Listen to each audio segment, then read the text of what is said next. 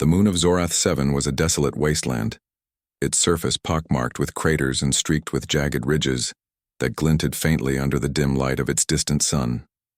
Toxic winds swept across the barren landscape, carrying particles sharp enough to cut through unprotected skin.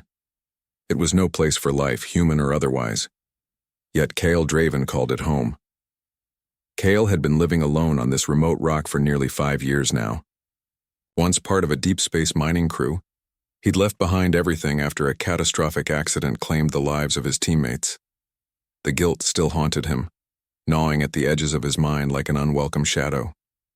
He'd chosen exile over facing humanity again, retreating to this forgotten corner of the universe where silence reigned supreme.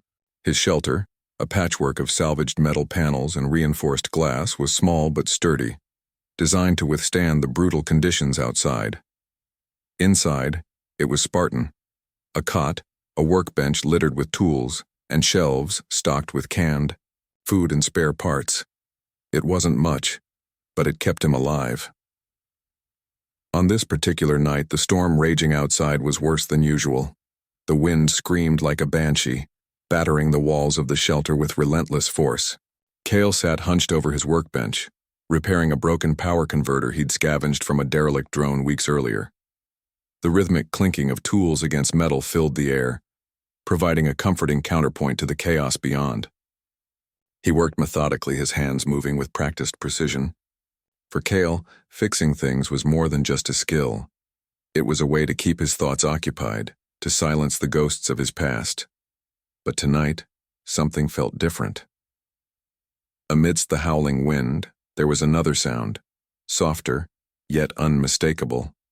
A dull thud echoed against the reinforced door of the shelter. Cale froze, his wrench hovering mid-air. Another thud followed, louder this time. Heart pounding, he rose slowly and grabbed a plasma cutter from the bench, gripping it tightly as he approached the entrance. Whoever, or whatever, was out there could be dangerous. On a moon as inhospitable as Zorath 7, visitors weren't exactly common. He peered through the tiny viewport set into the door, squinting against the swirling dust. At first, all he saw was darkness. Then a shape materialized. A figure collapsed on the ground, unmoving. Cale hesitated. Helping someone might mean putting himself at risk, and he'd learned the hard way that trust came with consequences. But leaving them out there meant certain death. After a moment's deliberation, he activated the airlock sequence, sealing off the outer chamber before opening the main door. When he stepped outside, the cold hit him like a wall. Pulling up his hood, he hurried to the prone figure lying face down in the dirt. As he turned them over, his breath caught in his throat. The being wasn't human. Their skin shimmered faintly, reflecting the dim glow of the distant stars. Delicate, patterns almost like veins made of crystal, pulsed softly beneath translucent flesh. Long limbs draped awkwardly, and their clothing, a sleek suit marked with strange symbols, was torn and scorched. Despite their alien appearance, one thing was clear. They were hurt. Cale didn't have time to think about what this meant. The storm was intensifying, and every second spent exposed increased the danger. Grabbing the figure under the arms, he dragged them inside, slamming the door shut behind him. Once safely within the airlock, he cycled the decontamination process, ensuring no harmful particles entered the main living area. Only then did he allow himself to examine the stranger properly. They were lighter than expected, almost frail, with features both eerily beautiful and utterly alien. Large, almond-shaped eyes fluttered weakly, though they remained closed.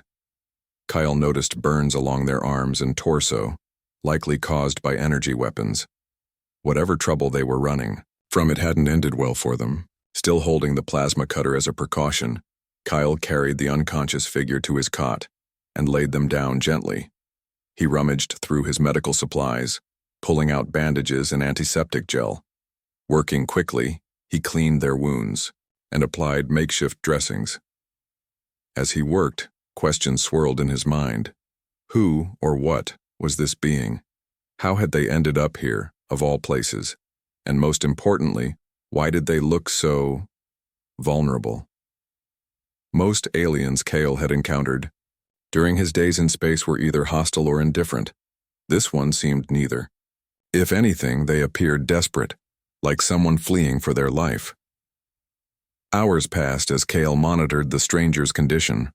Eventually, their breathing steadied, and the faint glow of their crystalline patterns brightened slightly. Satisfied that they would survive the night, Kale returned to his workbench, resuming his repairs. But his focus was gone. Every few minutes he glanced back at the cot, wondering who or what he had just saved. Little did he know, this act of kindness would change his life forever. Outside, the storm raged on, oblivious to the drama unfolding within the tiny shelter. Inside, two very different worlds were about to collide, one grounded in solitude and regret, the other steeped in mystery and peril. Neither Kale nor the stranger could foresee the challenges ahead, but one thing was certain.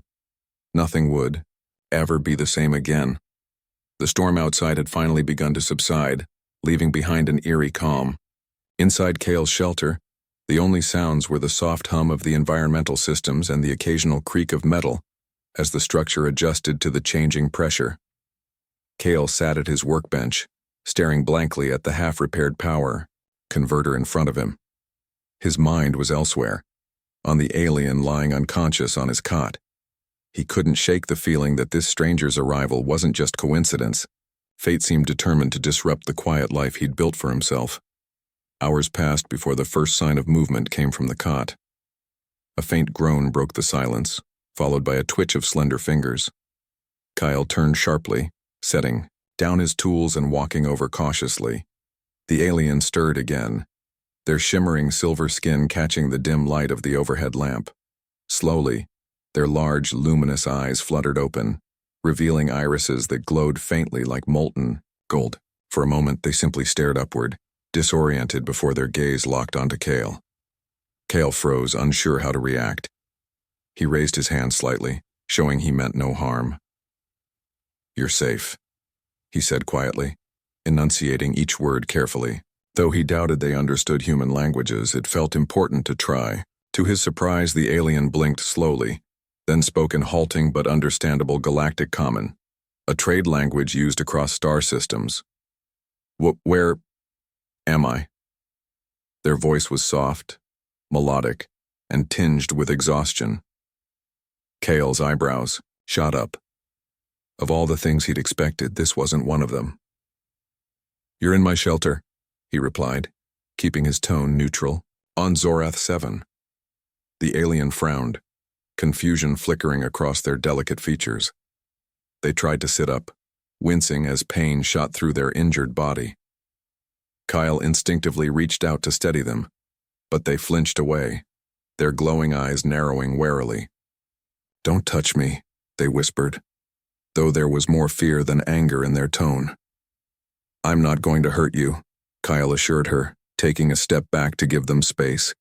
"I patched you up after finding you outside. You were hurt, pretty badly." The alien studied him for a long moment, as if trying to gauge whether his words were truthful. Finally, she relaxed slightly, though her expression remained guarded. "Thank you," she murmured, her voice barely audible. "I didn't think anyone lived here." "No one does," Kale admitted.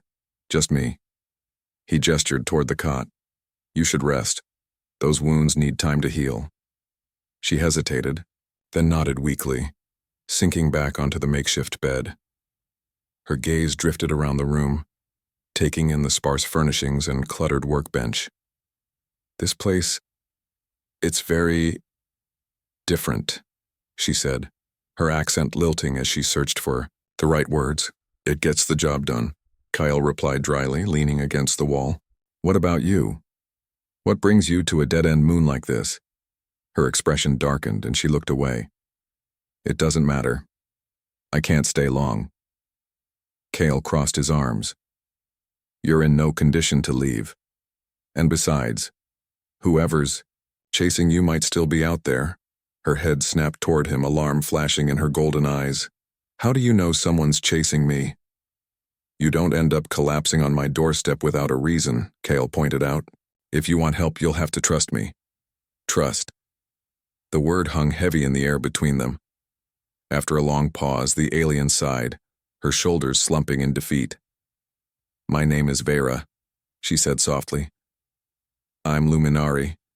From far away. Kale nodded, filing the information away. The Luminari were a reclusive species known for their bioluminescent abilities and intricate crystalline biology. They rarely interacted with outsiders, let alone ventured into human territory. And I'm Kale, human. At the mention of his species, Vera's eyes widened in shock. Human? She repeated, her voice rising slightly. But humans are extinct. Kale chuckled humorlessly. Not quite. Just hard to find these days. Vera stared at him, her earlier fear giving way to curiosity. How is that possible? The records say your kind vanished centuries ago during the Great Collapse. Records aren't always accurate, Kale said with a shrug. Some of us survived, we just keep to ourselves. Vera fell silent, processing this revelation. Her gaze lingered on him, studying his face as if searching for answers. Why are you helping me? She asked finally. You don't even know me. Kyle hesitated, unsure how to respond. The truth was, he didn't fully understand his own motivations. Maybe it was guilt over past failures, or maybe it was the simple fact that no one deserved to die alone on a hostile moon. Whatever the reason, he knew he couldn't turn his back on someone in need, not again. Let's just say I've made mistakes, he said, eventually. Helping you feels like making up for them. Vera seemed to accept this explanation, though her expression remained thoughtful. She shifted slightly on the cot, wincing as pain flared in her side. I suppose I owe you an explanation, she said after a moment. But not yet. Not until I know I can trust you. That's fair, Kyle agreed. Take your time. In the meantime, I'll see what I can do to make you more comfortable. He returned to his workbench, rummaging through drawers until he found a small container of nutrient paste.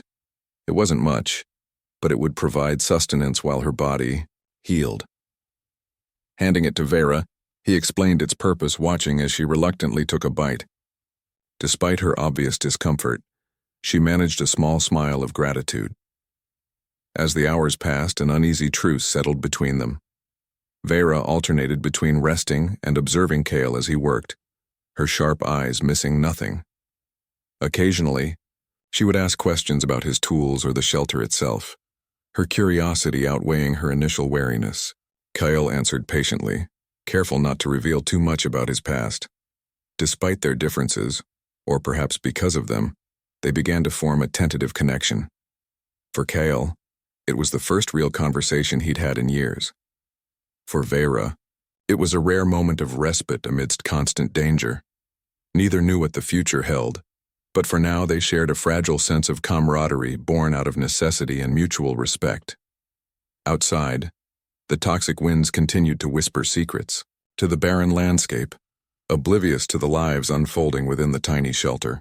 Inside, two strangers from vastly different worlds were beginning to bridge the gap between them, one cautious word at a time. Over the next few days, Kyle and Vera settled into an uneasy routine. The shelter, once a sanctuary of solitude for Kale, now buzzed with quiet activity as the two strangers navigated their shared existence. Though Vera's injuries were healing slowly, her presence filled the small space with a sense of life that had been absent for years. For Kale, it was both comforting and unsettling, a reminder of how much he'd isolated himself from others. Each morning began with Kale checking on Vera's condition. He brought her nutrient paste and water, ensuring she ate enough to regain her strength. At first, Vera accepted his care with reluctance, her pride making her hesitant to rely on someone else. But as the days passed, her resistance softened. She started asking questions about the food, the tools scattered around the shelter, and even Kale's daily habits. Her curiosity seemed endless, and Kale found himself answering her queries with surprising patience. You humans are strange, Vera remarked one afternoon while watching him repair a broken panel on the wall.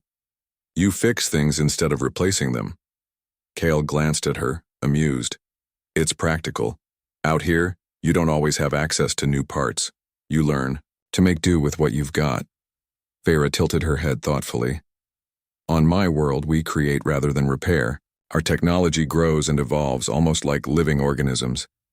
Sounds complicated, Kale said, tightening a bolt with his wrench. I prefer simplicity. Perhaps, Vera replied, her voice tinged with nostalgia. But there is beauty in complexity too. Their conversations grew longer and more frequent, revealing glimpses of each other's worlds.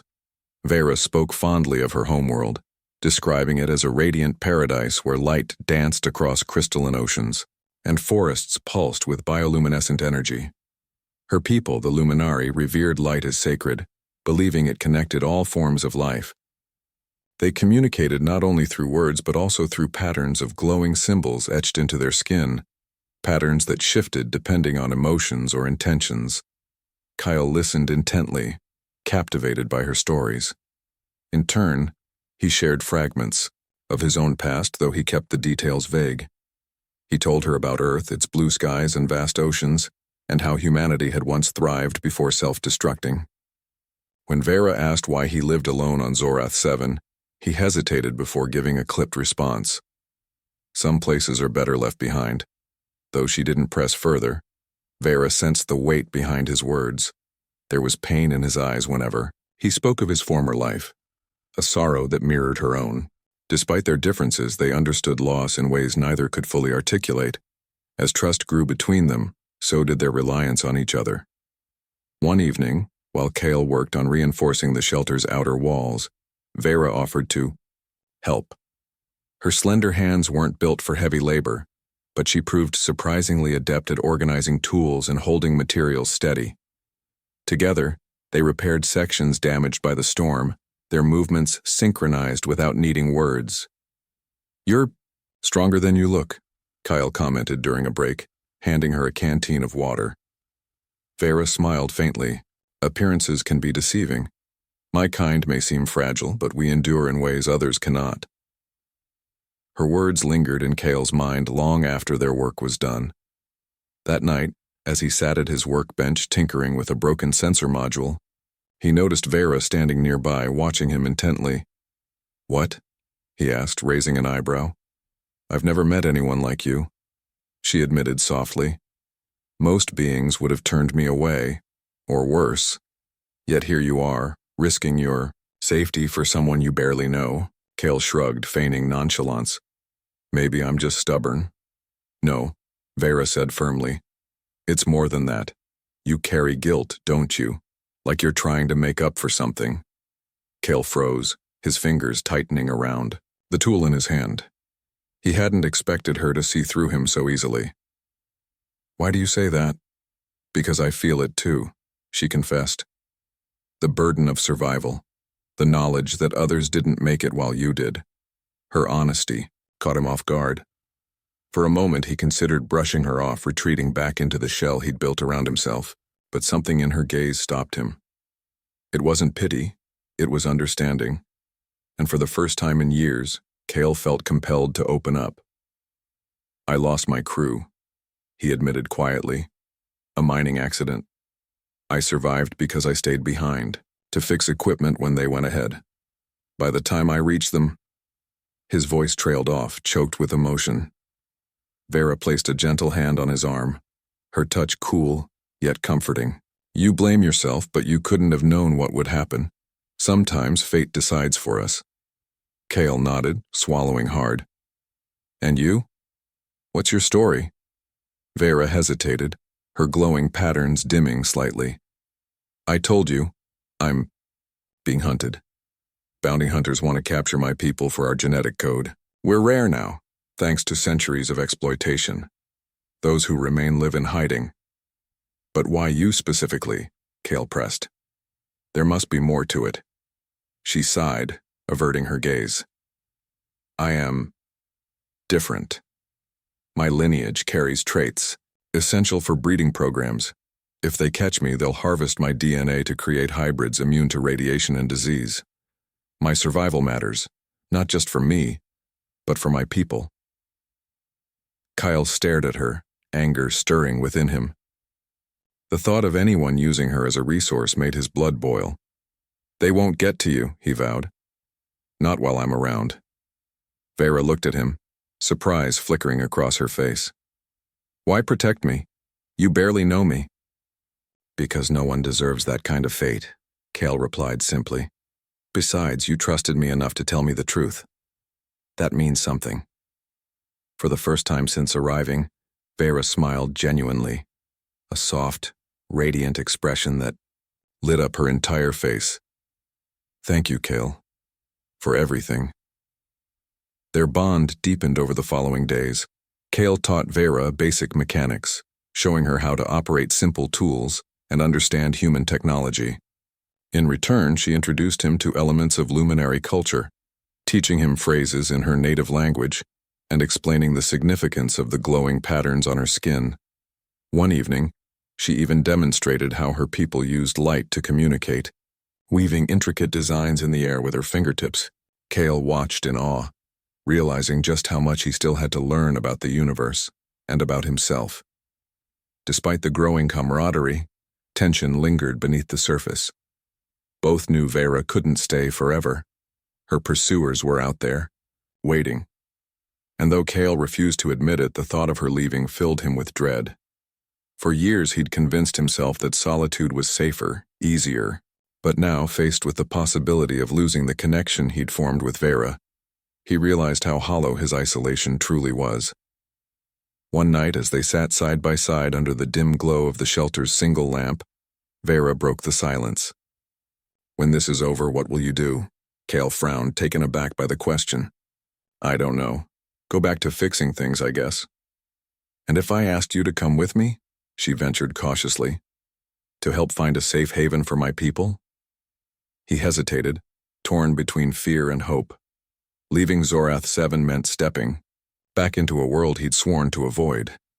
But staying meant letting go of the only person who'd reminded him what it felt like to truly live.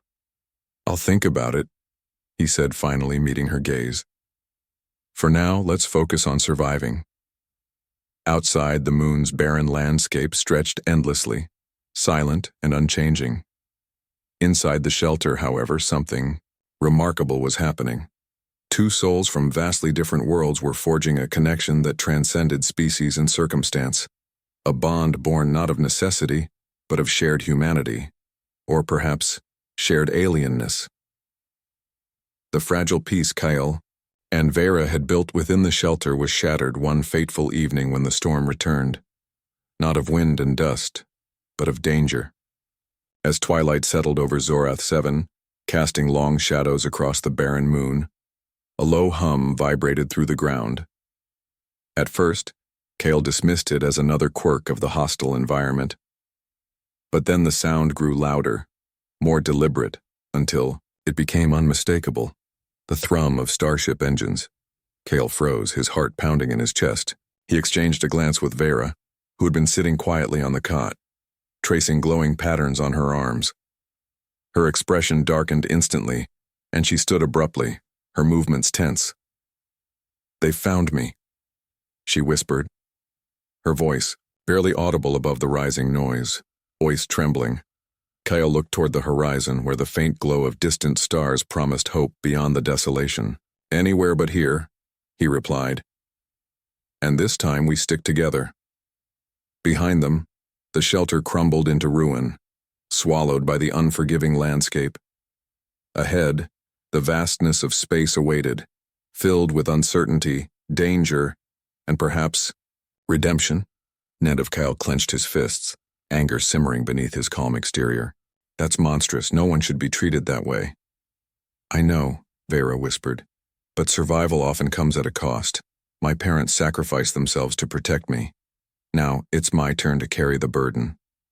Her words struck a chord, deep within Kale. He understood sacrifice all too well. The guilt of living while others perished weighed heavily on him. Yet hearing Vera speak so matter-of-factly about her own potential doom filled him with a fierce determination to protect her. "Not on my watch," he muttered under his breath. Aloud he added, "We'll find a way out of this. Together." Before Vera could respond, the beacon began to hum softly, its glow intensifying. A faint signal crackled through the air, followed by a mechanical voice speaking in galactic common. Beacon detected. Assistance en route. ETA. 12 cycles. 12 cycles. Roughly 3 standard days. It wasn't ideal, but it was better than nothing. Kyle exhaled in relief. Looks like we've got a lifeline. Vera smiled faintly, though her worry lingered. Let's hope whoever's coming doesn't bring more trouble. Over the next few days, Kale and Vera worked tirelessly to prepare for their uncertain future. Using scraps salvaged from the damaged suit and nearby wreckage, they constructed a rudimentary shelter within the rocky crevice. Kale rigged up a filtration system to extract breathable air from the toxic environment, while Vera used her knowledge of Luminari technology to enhance their defenses. Despite the constant threat of discovery, they found solace in their shared effort, their bond growing stronger with each passing hour. One evening, as they sat side by side under the dim glow of the beacon, Kale broached a topic that had been weighing on his mind. What happens after we leave this moon? Where will you go? Vera hesitated, tracing absent patterns on her arm. There's a nebula near the edge of known space, a sanctuary for refugees fleeing persecution. My people have allies there. Who might be able to help? And what about you? Kyle pressed. Will you stay hidden forever? Keep running? Her gaze met his, filled with resolve. For now, yes. Until my people are strong enough to reclaim our homeworld, I must endure. But, she paused, her voice softening, I never expected to meet someone like you, Kale. Someone willing to fight for a stranger. It gives me hope. Kale chuckled dryly, looking away. Hope is dangerous. It makes you believe in things that might not happen. But without it, what's the point? Vera countered gently. You've given me a reason to keep going, maybe. Maybe you could come with me. Help us build something new. The offer hung in the air, heavy with possibility. Kale's heart raced at the thought of leaving Zorath 7 behind, not just physically but emotionally. For years he'd convinced himself that isolation was safer, easier. But now, faced with the prospect of joining Vera on her journey, he realized how empty his life had become without purpose or connection. I'll think about it, he said, finally meeting her gaze. For now, let's focus on surviving long enough to get off this moon. Vera nodded, a small smile playing on her lips. Deal. As night fell, the storm outside began to subside, revealing a sky scattered with stars. Kyle stared upward, marveling at the vastness of the universe. Somewhere out there lay countless worlds, civilizations and stories waiting to unfold. For the first time in years, he allowed himself to imagine a future beyond the desolation of Zorath 7, a future shaped not by regret, but by hope. Beside him, Vera leaned back against the rocky wall, her glowing patterns dimming as she drifted into sleep. Watching her, Kale felt a sense of peace he hadn't known in ages. Whatever challenges lay ahead, he knew one thing for certain: he wouldn't face them alone. The wait for rescue stretched longer than either Kale or Vera had anticipated. The beacon signal remained active, its soft hum a constant reminder that help was on the way. But the 12-cycle ETA felt agonizingly slow. Each passing hour brought new challenges as they struggled to survive in the harsh environment of Zorath 7. The storm may have subsided temporarily, but the moon's toxic atmosphere and treacherous terrain were relentless foes. Kale and Vera spent their days scavenging what little resources they could find. They ventured out cautiously, always staying within sight of their makeshift shelter. Kyle carried a plasma cutter slung over his shoulder, while Vera wore a patched-up environmental suit that barely held together. Despite the danger, they worked efficiently, their movements synchronized after days of cooperation. It was clear now that their survival depended not just on individual strength, but on their ability to trust each other completely. One afternoon, as they sifted through the wreckage of an old mining drone, Vera paused, her glowing patterns dimming slightly. Do you ever wonder if we're doing the right thing? She asked quietly, her voice tinged with doubt. Running away, hiding. Is this really how I'm supposed to protect my people? Kale stopped what he was doing and turned to face her. Her words struck a chord deep within him, echoes of his own guilt and self-doubt. You're doing what you have to, he said firmly. Surviving isn't cowardice, it's resilience. Your people need you alive more than anything else. But at what cost? Vera countered, her golden eyes searching his face. Every moment we spend running, those hunters get closer to finding others like me. What happens when there's no one left to run? Kale didn't have an answer. Instead, he placed a reassuring hand on her shoulder. We'll figure it out. One step at a time. Vera nodded, though her expression remained troubled. She returned to work, her focus sharpening, as she pushed aside her fears. Together, they managed to salvage enough parts to repair the damaged propulsion system from her suit. Though crude, the modifications would allow them to travel short distances once their rescuers arrived, or if they needed to flee again, on. The fourth day, the distant hum of engines broke the silence. Kale and Vera exchanged hopeful glances as they scrambled to the edge of their rocky hideout. Through the haze, a sleek vessel emerged, a stark contrast to the bounty hunter's menacing black ship. This one gleamed silver, its design elegant and streamlined. It hovered momentarily before descending gently onto the uneven ground nearby. Looks promising, Kyle muttered, gripping his plasma cutter tightly. But let's not take any chances. Vera activated her suit's translation module, preparing to communicate with whoever stepped out. As the ship's hatch opened, two figures appeared, both humanoid, though neither human nor luminari. One was tall and wiry, clad in a shimmering exosuit that reflected light like liquid metal. The other was shorter, with insectoid features, and multifaceted eyes that scanned their surroundings with keen precision.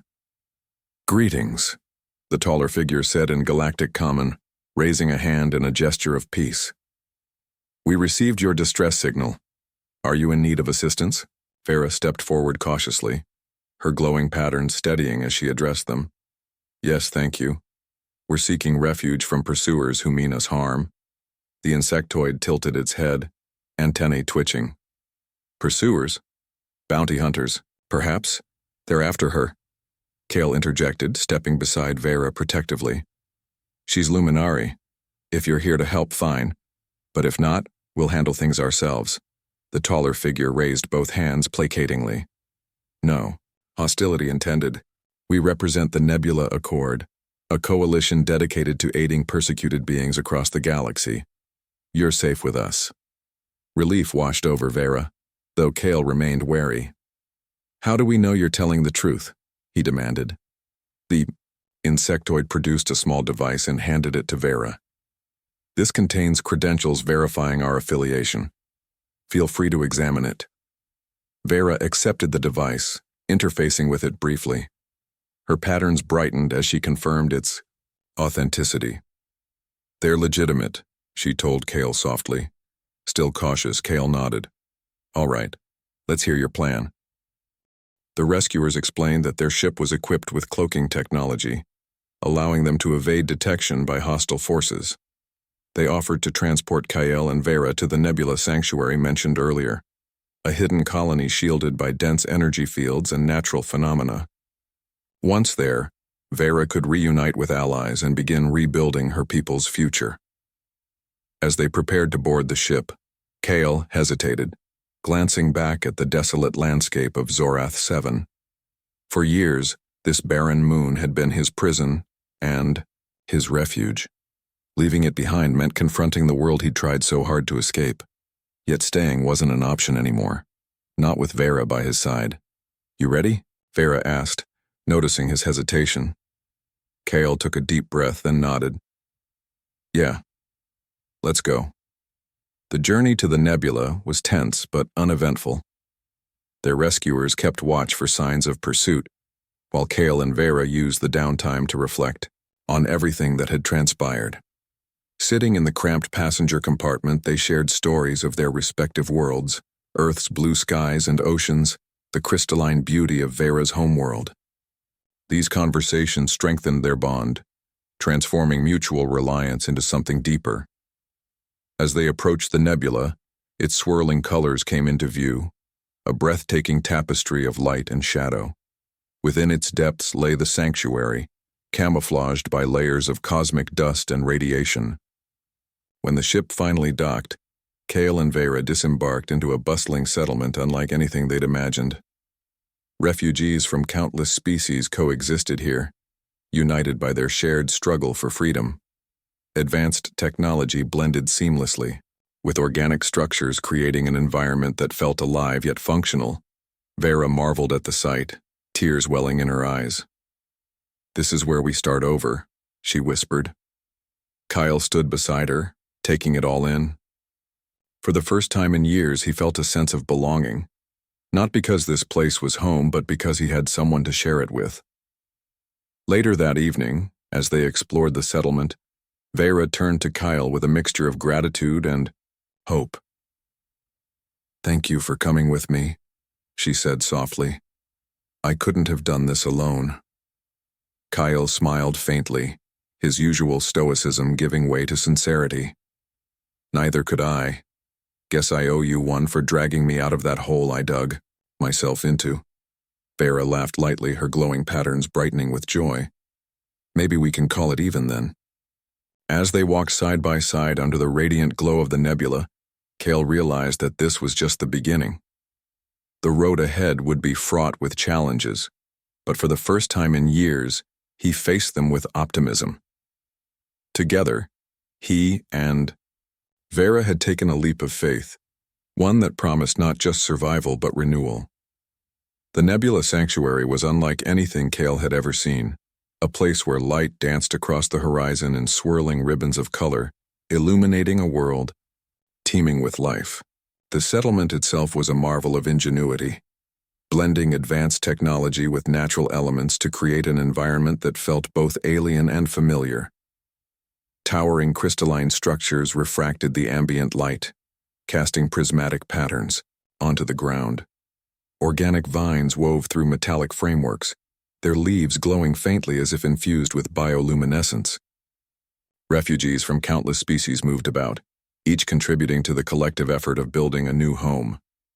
For Vera, the sanctuary represented hope, a chance to reconnect with her people and begin rebuilding what had been lost.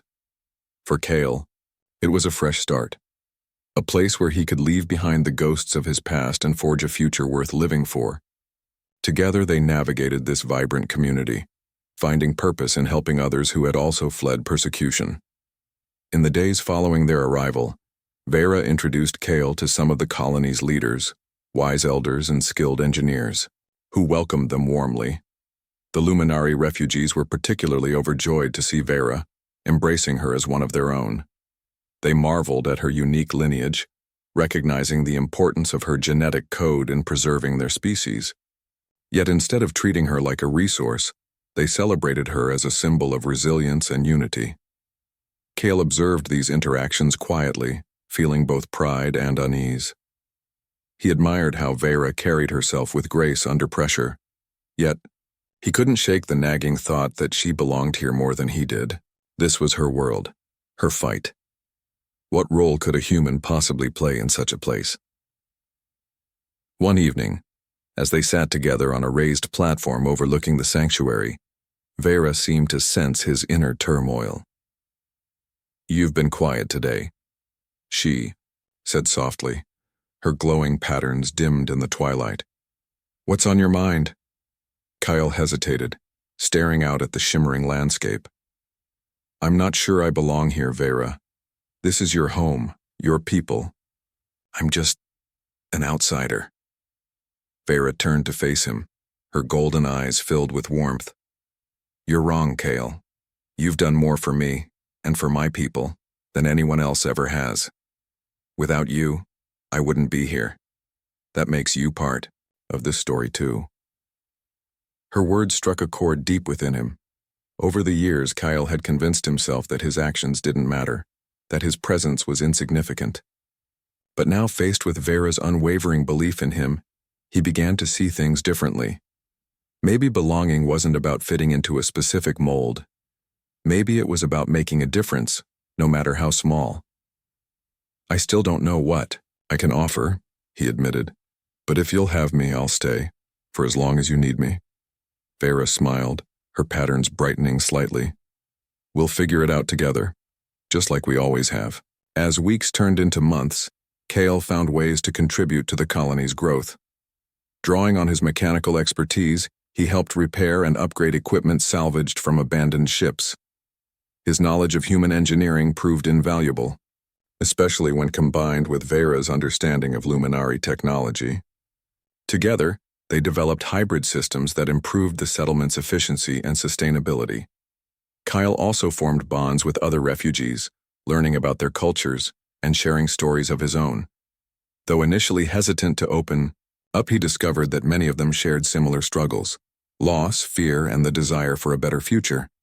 These connections reminded him of humanity's capacity for empathy and cooperation, qualities he had once believed were lost forever. Meanwhile, Vera threw herself into efforts to preserve her people's heritage. She worked alongside the elders to document ancient traditions, songs, and rituals that had nearly been forgotten. Her glowing patterns became a source of inspiration for younger Luminari, who looked to her as a beacon of hope and strength. Despite their busy schedules, Kale and Vera made time for each other, exploring the sanctuary and its surroundings. On clear nights, they climbed to the highest vantage points, gazing up at the stars scattered beyond the nebula's glow. It was during one of these moments that Kale realized something profound. He wasn't just surviving anymore. He was living. One day, while working on a project to enhance the colony's energy grid, Kale received unexpected news. A group of scouts had returned from a reconnaissance mission, reporting sightings of bounty hunter activity near the nebula's edge. Though the hunters hadn't breached the colony's defenses, their presence posed a significant threat. Vera joined Kyle as they attended an emergency meeting with the colony's leaders. The atmosphere was tense but determined. "We can't let them find us," one elder warned. "If they discover this sanctuary, it will mean disaster for everyone." "We won't let that happen," Vera declared firmly. "We've come too far to lose everything now." Kale nodded in agreement. "We'll reinforce the perimeter and set traps using old mining tech. If they come close, we'll make sure they regret it." The plan was risky but necessary. Over the next few days, Kyle and Vera led teams in fortifying the colony's defenses.